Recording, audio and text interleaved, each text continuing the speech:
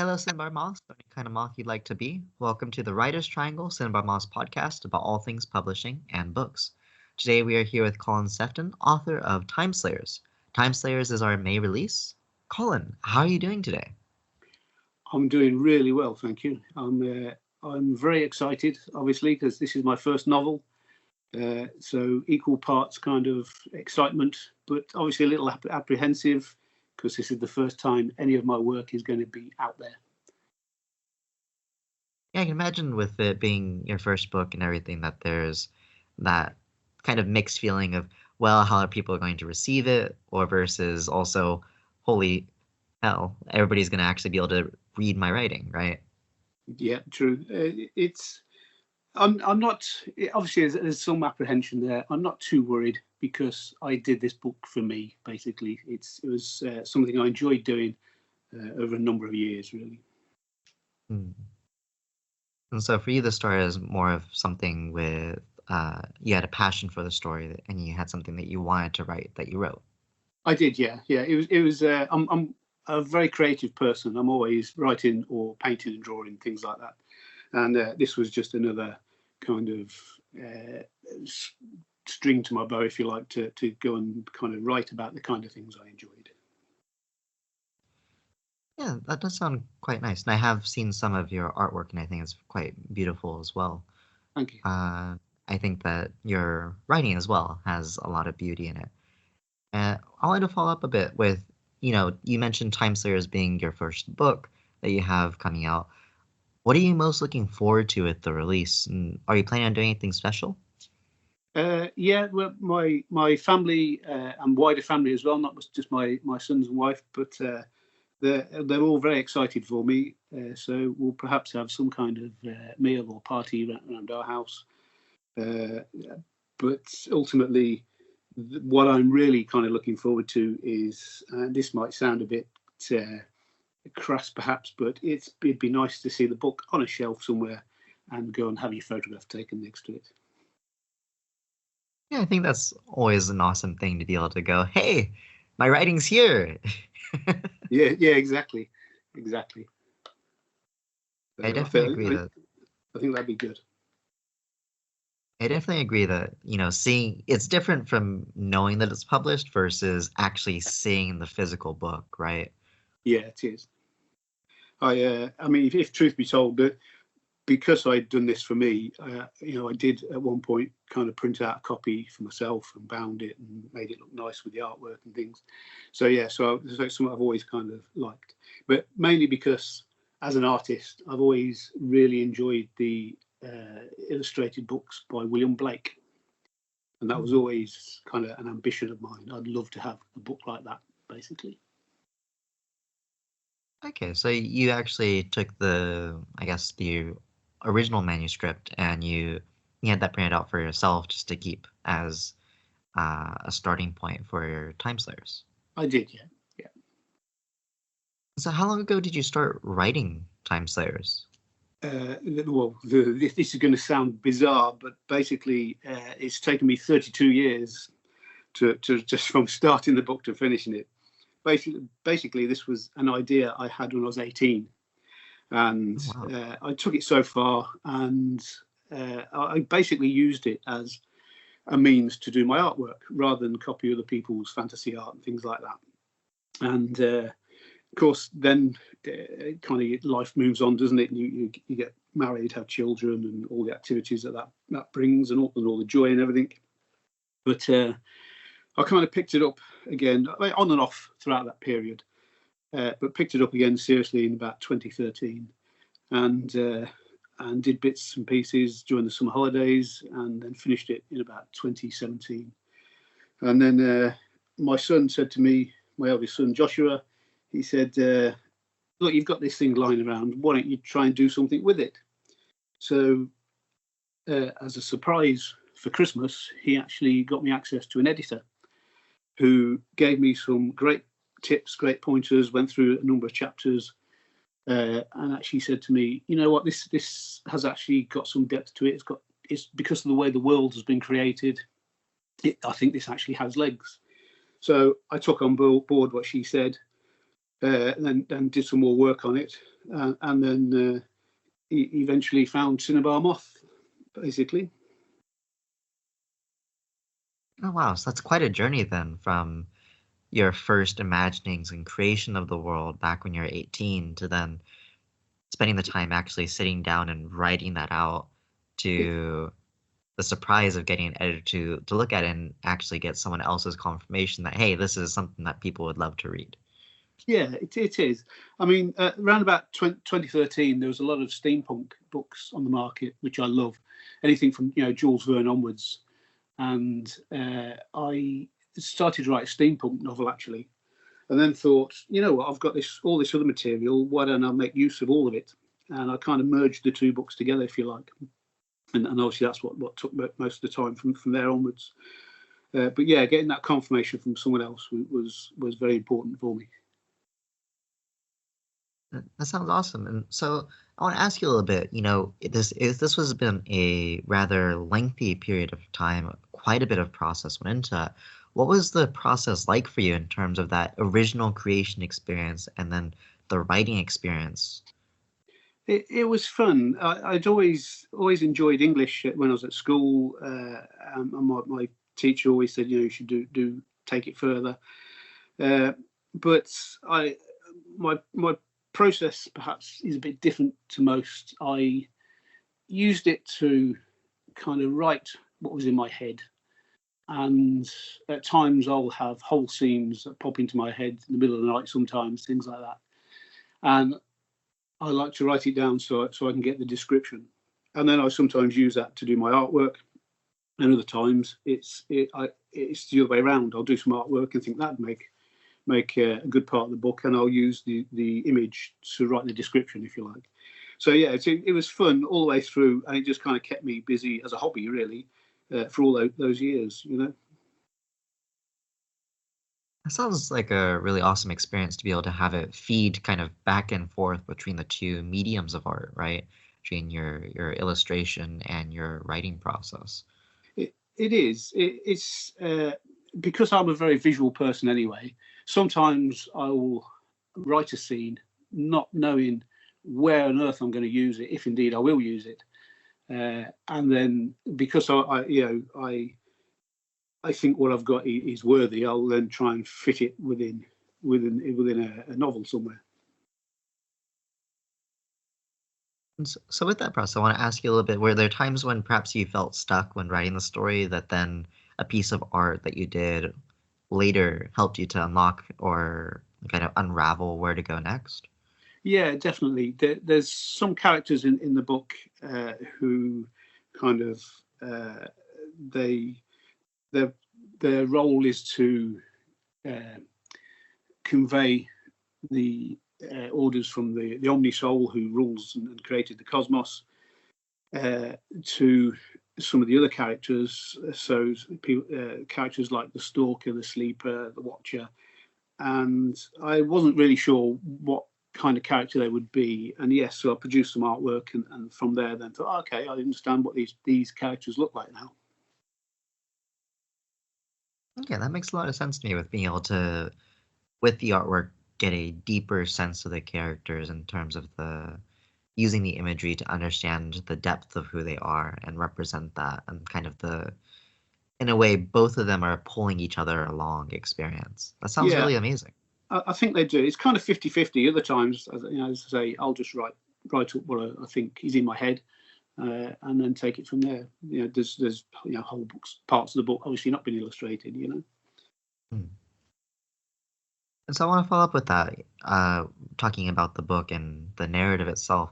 The story revolves around a pair of primary characters who kind of come into this facing a cosmos that is far more complex than they ever understood at the start of their journey, and their attempt to stop a power greater than their own and also find out more as they go through it. What was the original inspiration for this story? I guess the inspiration came from my love of all things cosmic, if you like, and I always kind of say cosmic because I think there's more to just the universe. I think there's other things out there. And latest scientific thinking thinks there might be as well. But I guess first inspiration came from when I was really quite young, about 13. I got my first library card, and I'd go and spend hours and hours in the library trying to understand what the universe was all about, reading about the astronomy, the solar system, the planets. I've kind of got this inbuilt urge to understand things for myself rather than just take it for granted, see how far I can go in terms of, well, let's question things and see what else I can find out. And part of that is, well, where do we actually come from, and why are we here? And I don't think we'll ever know that personally, but it's nice to keep looking and try. But during that time in the library, I then moved on to other things like the unexplained. So I mean, I was a kid at the time reading things about UFOs and the Yeti, and then you move on to the pyramids and start understanding ancient history and things like that. And I then developed a great love for mythology, particularly Greek and very much Norse mythology. So my inspiration, guess, came from all of that, especially when, as a young boy, I start to realise, there's this character called Thor in Norse mythology. He's also in the Marvel comics, which I used to read at the time. So all of this kind of came together in my head as inspiration, I guess. Okay, so it draws from quite a few different places, and I think one of the places that you mentioned there with, your love of discovering new things in astronomy and such, I think that is a very common thing for people who write in the science fiction world, where you have this innate curiosity and this desire to learn more and to kind of explore common, like modern and even perhaps older views of how the world functions, and then that inspires you to look even further ahead. Yeah, I think so. I mean, even down to who I am and where I came from. Way back, before the age of computers, really, I traced my family tree and realised that actually it was quite easy. My family were boat builders for 300 years, virtually without exception. I think there was about 12 people that worked. And that then gave me a sense of, well, I know where I came from. I know the man we're all descended from, actually, in the local area where I live, and things like that. So, it's just that kind of urge to think, well, where do we come from, and really, why are we here? I guess. Mm. And I think that you take a rather interesting approach to answering that and kind of not necessarily fully answering it, but looking at it and explaining it in terms of the world building of Timeslayers. And I think that the world of Timeslayers itself and the way that it functions, I don't want to spoil anything, but I Yeah. found the explanations and the conversations within it very interesting. Okay. Thank you. And so your inspiration, you mentioned the love of learning new things and discovering why we're here and tackling these questions. But you also have these very grand and the mythical side that you mentioned, right? With these entities that are larger than our capacity to understand, with powers that are beyond our comprehension, right? Yeah. Yeah, it's. I guess the main challenge there is to kind of make them believable. I guess obviously it's a fantasy book, so you can kind of go anywhere with it, can't you? But trying to make characters have a bit more depth, so you can sympathise with them, perhaps, or not so, and to understand what their troubles and problems are. Even the gods in this novel have limitations. I mean, that was something I kind of picked up from Norse mythology. Some of the gods there actually die at some point as well. There are limitations. So I guess that's the challenge. And then trying to get them to fit into this whole world or cosmos I've created, to try and make it believable, and individuals that you either love or hate, I guess. But they're complete with their flaws and troubles. As I say, even they have the limitations and problems. And I think you do a really great job of there are, several immortals within Timeslayers, as well as our mortal sort of main characters, and the contrast between them and capturing that grand cosmic scale and also keeping the individuality of them. I think you do a wonderful job of it. Did you find it difficult to balance the existence of the two side by side through the story? Yeah, but I guess so. I've not really thought about it in that kind of depth, I guess. But yeah, because you've got humans obviously on a human scale, on this planet, and then you're trying to contrast that with a much wider concept. With trying to make believable that this cosmos is bigger and there's other sides to it. Yeah, I'm not really sure. I've not given it that much thought, I guess. Okay, so for you, it wasn't so much a challenge, so much as just a natural thing that happened as you piece together the narrative.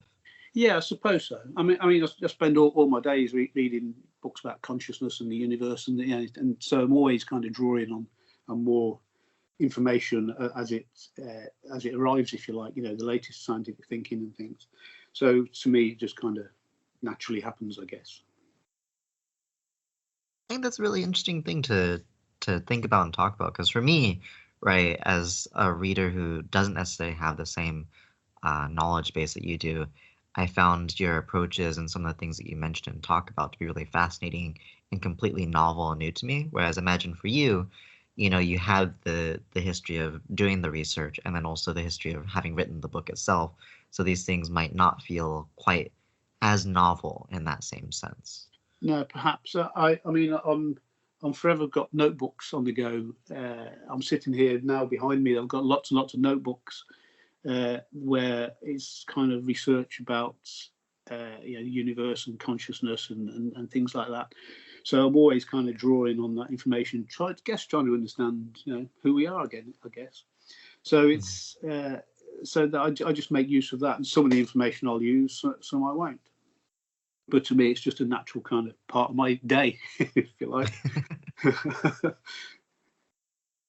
And so following up on that, when we think about stories, we think every story has a message, right?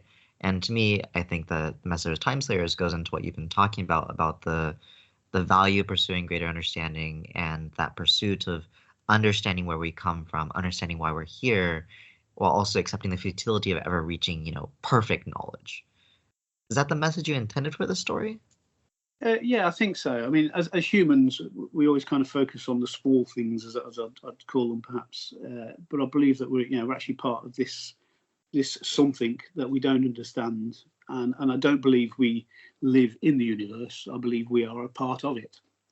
We are a natural part of this whole thing that somehow has come into being that we don't understand. And as a human, and that's why when you read the book, I don't really refer to the word universe at any point. I think it's mentioned once, maybe twice. It's there's something much bigger, but we are very, very tiny within it, and I guess it gives that contrast. Yeah, I think that you do a great job of having the characters feel like they are part of the narrative, even for the mortal characters, the humans that we follow, even as they are, put into the grander scale, they might seem small, but that small piece still has significance and relevance. Yes, I guess that comes from. I'm quite a big believer in again this scientific thinking that at the end of the day we're all nothing but vibrating parcels of energy, if you like, within Mm. a wider kind of vibrating parcel of energy, and therefore, yeah, we are connected. That was a view of humanity and a view of the world and how it functions, and I guess the universe or the cosmos that I had never actually heard or thought about before. That I found really fascinating when reading the book. Oh, okay, I read lots of science magazines. That's where I pick most of my information up from. but I, as this gets further, I'm exploring that in other areas basically. Mm. And so I want to ask you a little bit about your experience now with Timeslayers. Now, you've talked about the research that you've done. You talked about the experience of writing it. But now that it's done, now that you're on the other side, what's your greatest takeaway from the experience as a writer? Uh, Never give up, really, and always be optimistic. Do this work because you enjoy it. Basically, I mean that's what I did. Let's face it, it's quite difficult to find a literary agent, even let alone a publisher who's willing to put your work out there. It's quite difficult. But my view is be optimistic and keep going. Prior to my connection with Cinnabar Moth, I think I'd contacted 12 or 13 literary agents and publishers. I had one answer back, which was very nice actually. The guy said it was actually quite well written for a first novel, so that gave me a bit more hope. But just don't give up. And the way I ended up here was just a chance conversation with Christopher on Instagram. And here we are now. So I'm very, very pleased. But yeah, keep plugging away. Don't give up. I think that's a great takeaway and also a great message for other aspiring or currently operating authors and writers who are in the industry, right? Uh, you mentioned earlier that your family might throw a party and everything. You mentioned, I think, your eldest son is the person who actually got you the editor. Would you say that everybody in your we say that everybody's in your family is pretty excited about the release of Timeslayers? Yeah, they are. It's even the wider family. Nephews, nieces, people like that. They all think this is quite a big thing to be published and to see your name out there. So yeah, they're all very excited. So I've got some fans anyhow. It's in the immediate area, which is nice to know. even though this isn't quite their genre, perhaps. But yeah, they're enjoying it for me, which is nice. Yeah, that sounds really awesome to have so much community around you to enjoy and to be share that excitement with. Yeah, it is. I mean, we're quite a large family, I guess, and we always try and get together in the summer and things like that. So it's nice. And so following up with that, how does it feel to know that your book will be listed in the U.S. Library of Congress? Oh, awesome! I've kind of had two kind of main ambitions in life. One of which was to get a book published, and then to know it's going to the Library of Congress. Yeah, I think that's a big thing. I'm very, very pleased. I mean, that's wonderful to hear. I know that you mentioned earlier that your first explorations in the books really did, you mentioned came from exploring libraries, right? Yeah, uh, yeah. I mean, I guess the world has changed, hasn't it? And not sure. I'm not sure what libraries are like around the rest of the world. Here in the UK, they kind of struggle, but I still enjoy. Although I have electronic books and things, I do still enjoy having quite a large book collection here, much to the annoyance for my wife. but I can't pass a bookshop without buying one, basically. But I still enjoy holding the book in my hands and reading it. I definitely feel the same way. There's just a different experience with a book versus, having the book to hold in your hands and feel those pages versus, say, a Kindle or reading it online as an ebook. Yeah, I think there is. It's a book you can physically flick through, and sometimes I like to do that. Not kind of to cheat or get ahead, but sometimes it's nice just to see what it is you've purchased as opposed to an electronic device where you've got to kind of scroll through, which is quite a lengthy process, I think. Right, yeah. I think one of my favorite things with physical books as well is the ability to go back really easily to certain places or to even mark them for myself in a way that it's still technically possible with the device, but it doesn't feel the same as like putting a bookmark in, let's say a favorite passage is on this page, right? Yeah, no, I agree. I enjoy that as well. Like I say, the ability to go back, and I do mark pages and things like that. So yeah, I enjoy it. And so you've come all this way now. You've done the process of writing the book, editing, getting it to press. Now it's about to be published. What do you hope happens next? What are your plans for following up after this? Well, I guess the immediate will be, will people enjoy my work, and do they want more? I suppose it's, it'd be nice to, I know from purchasing books, kind of like a mini series. I was always kind of waiting for the next 12 months to come around to get the next chapter, if you like, the next book, to understand where we're going. So that would be nice if the people who buy my book enjoy it and want more. And so following up on that, are you hoping to have writing be a career, or is this something that you're hoping to just keep as a hobby? What are your feelings about writing? Well, I'm kind of at a time in life where I'm looking to retire. Actually, from what I currently do, I was an engineer for 24 years, and now I'm a teacher, and I teach engineering. But I'm 58, and I'm kind of looking forward to, because it gets difficult as the world moves on, and you do get older. But I'm looking to retire and think, yeah, writing is perhaps where I see me going next. Because I don't think I'll ever fully retire. I'm always kept busy. I'm always doing something. Like I say, I'm quite a creative person. So yeah, I would want to carry on writing. Okay, so you're looking to maybe retire and then just have writing being something that you do in your retirement that you enjoy, and that's more for you, and then you also happen to be publishing. Yeah, it is. Yeah, That I sounds think really awesome. I think sometimes, it's certainly for me. I think if you write things for yourself, if you write the book you want to read, I think that comes across and perhaps makes it more enjoyable sometimes to the reader, because they can see you're really kind of into this story, these characters, and you're developing it as you go. Yeah, I definitely agree that there is a certain level of heart and spirit to a book that the author connected with when they were writing. At least Yeah, for me as a reader. yeah, no, I think so. I mean, when I was a kid, I always used to read the Marvel comics, and I remember seeing a part of an interview with Stan Lee, and he said the way he got into comics was he wanted to write the book that he wanted to read, and I think that's important. I definitely agree. And going back to Timeslayers a bit, do you think that you'd want to see it on as a TV series, a movie, perhaps as a comic, like you've mentioned? Well, I guess that'd be the ultimate. Yeah, it'd be really nice to see it on the big screen. My wife Sarah does joke with me quite a lot and says, let me know when Steven Spielberg or George Lucas is on the phone.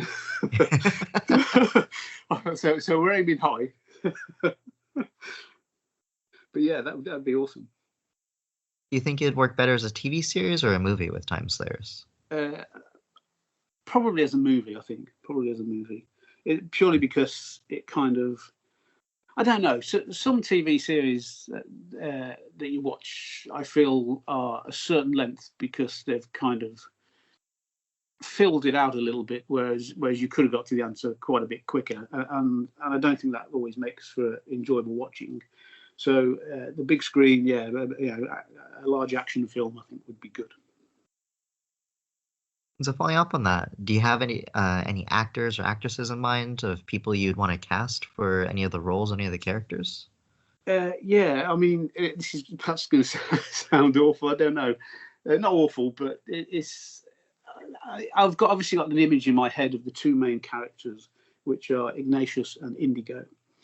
And when I started writing about Ignatius, I've got this image in my head of kind of being obviously quite muscular and dashing, and shock of blonde hair and all the rest of it. And then when I look around, I think, well, actually, Chris Hemsworth, who plays the Thor characters, would fit the bill perfectly. And then for the other character, Indigo, uh, I imagined her with quite fine features, but obviously quite ruthless. She's good with a sword and things like that. And I think sometimes Kate Beckinsale would fit the bill perfect. Oh my, okay. I, so you've got those two in mind, and then as far as the other characters, you don't really have anyone in particular? No, I guess not. I'm not really give that much thought. This having those kind of images in my head just kind of helped me kind of add a bit more depth to those characters and to be able to describe who they are. Makes a lot of sense. And so following up on that, let's say you're going into that process now. Someone's picked it up and is wanting to take it into the movie, put it on the big screen. What level of creative control do you think you'd want over that process? I guess that's difficult, isn't it? I'd like the story to remain true, particularly with some of the bigger characters. But if you were really approached to put this on the screen, that's just a bonus. Do you go along with it, or do you kind of question it? Say, well, actually, no, I want this to happen. So it's a difficult question to answer. But yeah, I'd obviously want the story to remain. Yeah, so for you, it's a matter of as long as they keep the spirit of the story there, you're okay with them doing a little bit of changes to make it fit with the medium. Yeah, I think so. Makes a lot of sense to me. And so with that, let's imagine now, you got the call, you took it, you went through the entire process of getting it all sorted, and now it's actually going to be up on the big screen. Would you want to go to the premiere? And if you did, I imagine you take your wife with you, but would you maybe want to take some other people with you if you could? Oh yeah, definitely. Yeah. So my wife Sarah, my two sons Joshua and George, and their partners Katie and Georgia. Yeah, I think we'd all enjoy a nice red carpet experience. That sounds really fantastic and lovely. I know from what you said earlier that your older son, paid for the editing, so it sounds like your entire family is very supportive about, the writing process. Yeah, they are. Family is very important to me. Mm. And so now I want to ask you, when you imagine writing, and getting all of this work out there and perhaps getting some recognition, people connecting with your writing, that naturally comes with a little bit of fame, right? People getting to know about you and about your writing and everything. Would you like to be famous? And if you did, would you like to be as famous as, let's say, Stephen King, where you potentially lost your anonymity, where people recognize you on the street?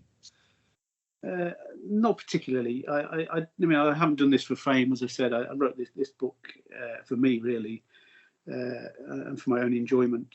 And I think that, as I say, that's important.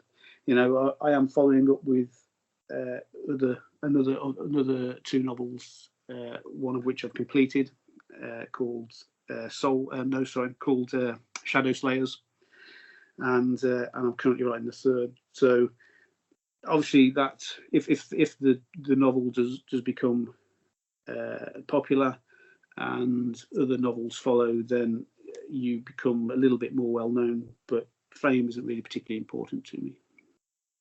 Okay. So you'd prefer to have people enjoy it, but you don't really care for fame at all. No, not really. I think it brings other difficulties that perhaps I don't think I'd want. That's totally fair. I think that a lot of people would prefer to keep their anonymity and, keep a certain level of privacy for themselves. Yeah. I mean, as I say, family is important to me, and that's my kind of important part of my life, rather than being really well known. But as I said earlier, it's nice to see your name on the likes of Amazon and your book there. So yeah, it's very nice. But yeah, fame isn't really a big thing I'd want to pursue. And so you mentioned a little bit earlier that you are currently in the process with following up with other books, and are they in the same world as Timeslayers? They are. The second novel is Shadowslayers, and it picks up right after where the first novel finishes, and that develops the characters quite a lot more, and you start to understand how the experiences of the first book have affected them. To take a mortal and then put them fighting gods and immortals and the like, obviously isn't the norm for anybody in any kind of world, particularly not in this fantasy world.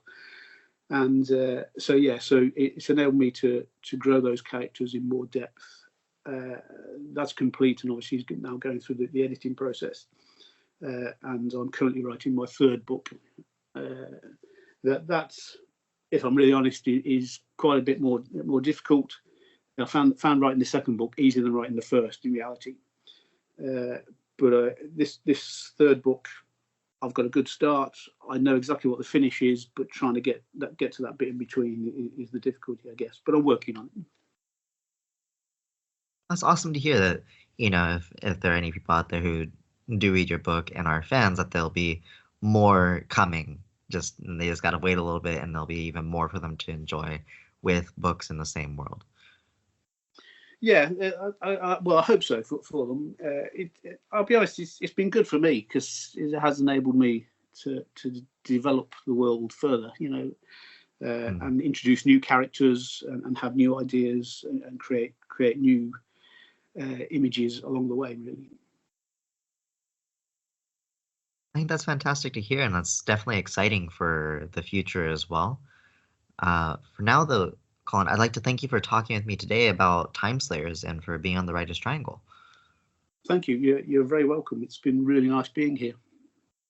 And for all of our beautiful moths, thank you for listening. Be sure to buy the Timeslayers coming out this upcoming Tuesday. Colin, really quick, can you tell all of our listeners where we can find you as far as social media goes? Yeah, I'm on social media on Instagram. If you look up Timeslayers, and I also have another one called Sephton Art. And then I've also got a website. If you look at colinsefton.com, then you'll find me there. Wonderful. And for everybody listening, be sure to visit cinnabarmoth.com where you can check out the transcripts, and we'll also have the link to all of Colin's social media. For now, though, Colin, it's been a pleasure talking with you. Thank you for talking with me. Thank you. It's been really nice. And for everybody listening, bye-bye.